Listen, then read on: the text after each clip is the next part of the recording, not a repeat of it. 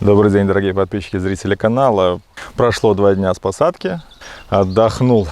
Честно сказать, способ такой себе. Дело даже не в лунках, а дело в том, что мышцы ног вообще в упадок пришли у меня. Долго отдыхал, 2 дня. Вторую часть своего огорода надо занять сидератами. В данном случае буду сеять овес до момента созревания, до зеленых колосков, чтобы росло. Кстати, интересный момент по мотоблоку появился. Сколько у него киловатт? Я указал на то, что там 4 киловатта. В общем, допустил ошибку, каюсь. Мотоблок то ли 8,5 киловатт, то ли, это касательно расхода топлива, то ли 9,6. У меня в паспорте к двигателю Вейма 188F идет паспорт и указано 9,6 киловатта. И также в паспорте к мотоблоку указан Вейма 12,8,5, по-моему, киловатт в моем же паспорте, а в отдельном паспорте, идущем к двигателю, 9,5. В общем, такая вот... Китайцы не могут определиться все же, сколько у них объемом, не объемом, а мощностью двигателя. То ли 9,6, то ли... В общем, как-то вот так вот, непонятно. Не могут они определиться, так что, если кто знает, подскажите, потому что вот просто ради спортивного интереса, сколько же здесь киловатт. Ну и конкретно по расходу топлива. Сколько съел мотоблок. Но вот на вот эту мою пашню ушло примерно где-то литра 3. Но при этом по времени работы... Я не знаю, сколько конкретно мотоблок работал, не замерял. Вот, к сожалению, не замерил, моточасы не замерил. Но хотя это какая, по сути, разница, ну, кому-то интересно по расходу топлива. Лично меня это мало волнует. Ну, кончилось топливо, ну, а куда деваться? Надо доливать. А как бы конкретно что-то большой расход, небольшой. Ну, вот смотрите, 9,6 киловатта, это порядка 3 литра 600 грамм. Ну, там 3,590 на один моточас работы. Если 8500, ну там 3200 получается, там разница в 400 грамм. Но это получается, что на максимальных оборотах в течение часа мотоблок должен работать. На таких оборотах мотоблок не работает. Все равно вы сбрасываете, это целый час надо идти и пахать на максималках. Ну, как-то так. Всего у меня, я не сказал, да, всего примерно литра 3 у меня ушло на пашню. Это получается... фреза, окучники и закрывал также окучниками. Ну, вот такой расход. То есть, ну, не в час получается, не в час. Да. В 9 часов у меня получилось рабочих. Сколько работал конкретно мотоблок, и сколько он работал на максимальных оборотах, а сколько на средних. Закрывал-то, естественно, же я не на максимальных оборотах. Для фрезы использовал максимальный оборот. Фрезу сейчас профрезерую участок, потому что он уже стал у меня после баранования реально твердый. Можно было, конечно, разбросать, потом отфрезеровать, но сделаю как? Сначала отфрезерую, разбросаю овес и фрезой закрыть все это.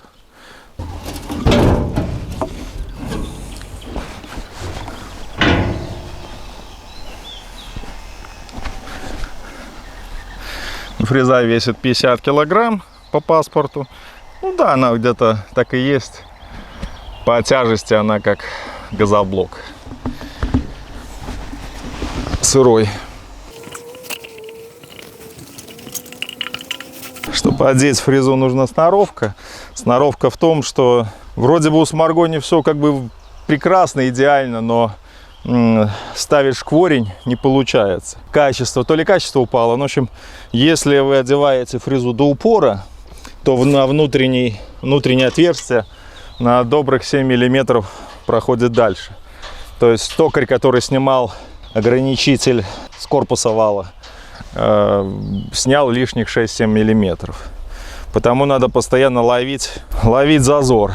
Или уже... Даже, может быть, когда-нибудь руки дойдут, сделать кольцо ограничительное. Добавить кольцо, можно даже приварить его, чтобы одевать фрезу с первого раза. И даже в этом моменте с первого раза сложнее получится, по той причине, что мало того, что фреза смаргонская, оригинальная, мало того, что фреза выбрана больше, выборка больше здесь на на корпусе вала, и еще она не имеет неточный горизонт. Вы фрезу ровно вставили, а отверстие чуть-чуть в сторону уходит. Ну, конкретно в моей модели. Вот она, держишь ручки, а фреза у меня наклонена в левую сторону от горизонта на градусов на 5, как минимум. Выборка тут 6-7 миллиметров прям железных. В этом месте 6-7 миллиметров лишнего металла снято. И фреза не в горизонте, а завалена в левую сторону. Вот она стоит все плотно, соответственно, на отверстие неправильно просверлено, завалено на 3-4, может 5 градусов. То, что фреза завалена по горизонту, это как бы не сильно большая проблема, если у вас она становится на посадочную. До упора задвинули и словили ее. А как надо искать отверстие вперед-назад и по горизонтали, тут уже возникает проблема. Потому надо изготавливать кольцо, скорее всего приваривать, чтобы не потерять, и уже ловить только по горизонту. Я думаю, это будет самое эффективное.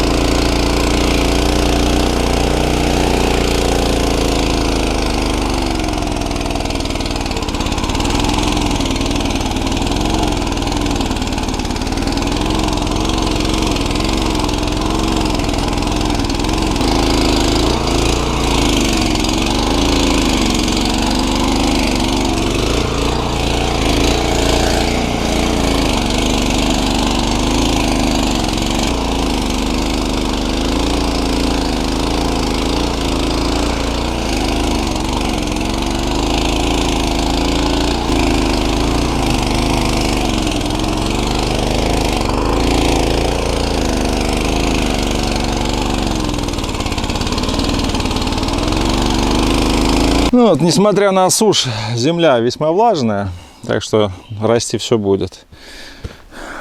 Дождей не было уже очень давно, но земля влажная. Кстати, по поводу перемалывания сорняка этой фрезой. Якобы у нее слишком высокие обороты, она сорняк мелет в капусту, там, в фарш.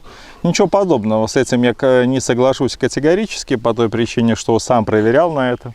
Как-то меня супруга попросила заросли грядки, это переработай мне фрезой.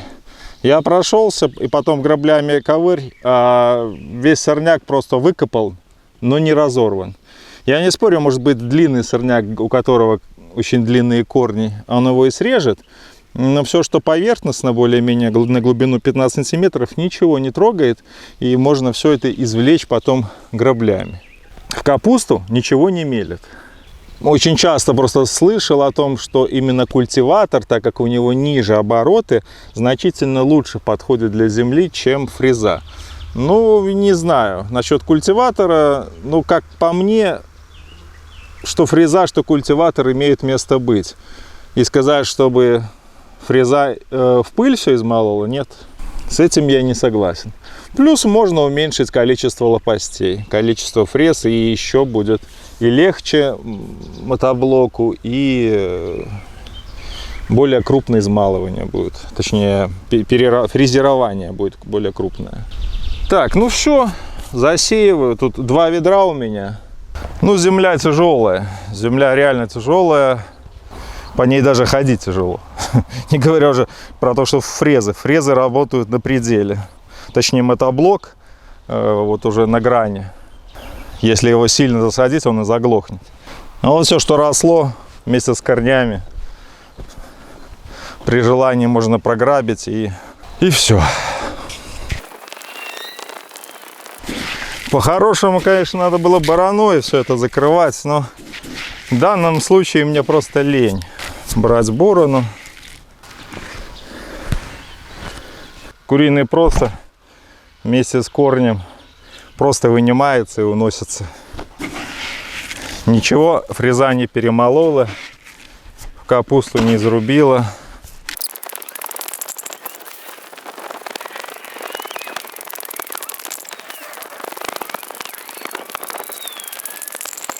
Вы знаете, пока я тут ходил, разбрасывал овес, что-то моя идея мне меньше всего стала нравиться по поводу закрывания всего этого фрезой, так как развернуться сложно с фрезой. Хотя ладно, попробую, раз уж начал, попробую, сумею ли я комфортно с ней разворачиваться, чтобы закрывать. Ладно, попробуем, а там, может быть, борону подцеплю. Пока я буду пробовать, у меня скворцы сейчас весь овес поклюют.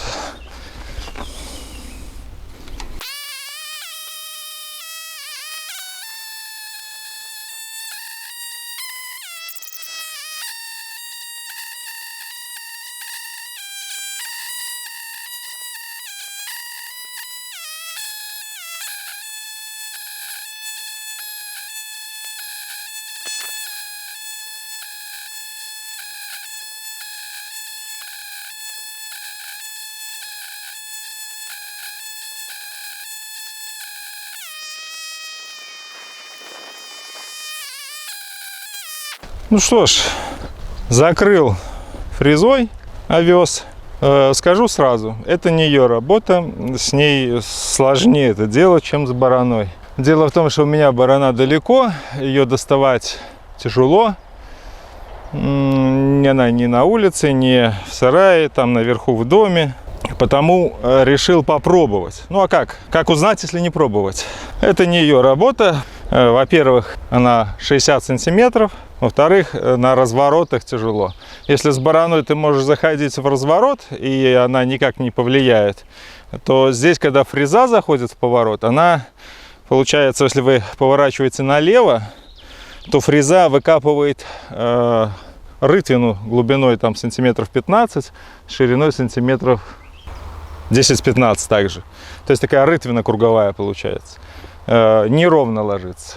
Земля неровная, получается бугристость. Бороной, как я вот бороновал по весне, земля получается такая гладенькая, ровненькая. Ну а как? Как не узнать? И как бы и не попробовать? Результат меня устраивает, но борона будет лучше, безусловно. Что, это факт. Хотелось сильно попробовать, и я попробовал. Все, овес посажен. Сегодня, так, картошку я садил 19 мая, 20, 21, сегодня 22. 22 мая. Все мои работы по огороду закончены.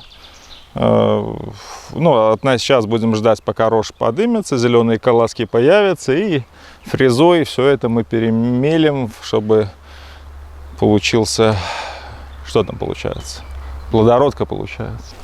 Думал я посадить там горчицу там или еще что-то. Но вот я заехал в Полоцк на рынок, наш основной поставщик всего. И кроме, что я нашел? Рожь, овес, пшеница и еще что-то. И все. А все, что вот горчица продается по килограммам, килограмм белорусских 7 рублей, ну, блин, дорого, ну, реально дорого. Вот 2 ведра овса, по 10 литров они, 14 рублей, ну, ведро 7 рублей. И килограмм горчицы, те же 7 рублей. Так она золотая станет, и какой в этом смысл? Все правильно, там нужно, как мне советовали, люпин, горчица, еще что-то там, и все это 3 раза за сезон. Ну, да, все хорошо, но не настолько. Я не настолько пока еще фанатик огорода, и мне есть куда силы тратить. Все, что еще по фрезе? По сорняку сказал, сорняк цельный. Вот проса. Еще какие-то цветочки. Все с корнями валяется, просто бери да подбирай. Ну, у какого дуванчика длинный корень, наверное, да. Возможно, его и срежет. Не перемелет, не перемолотит, а срежет просто. Фрезу всем советую, все отлично. Вот как бы мне нравится, результат мне нравится. Земля очень тяжелая, фреза чуть справляется, не чуть, ну как бы справляется, но тяжеловато. Мотоблока тяжеловато. Земля очень сырая, она даже видно, как сохнет. С углинок. Сверху, где по суше, земля сразу высыхает. Все, что к низу, еще вон очень на фрезе, на второй передаче, слегка поднимая. И если уж вам пришлось закрывать фрезой, по кругу я ездил, мне не понравилось, тяжело. Проще на второй, не на первой закрываться, на второй передаче и взад-вперед. Так будет проще, так будет легче.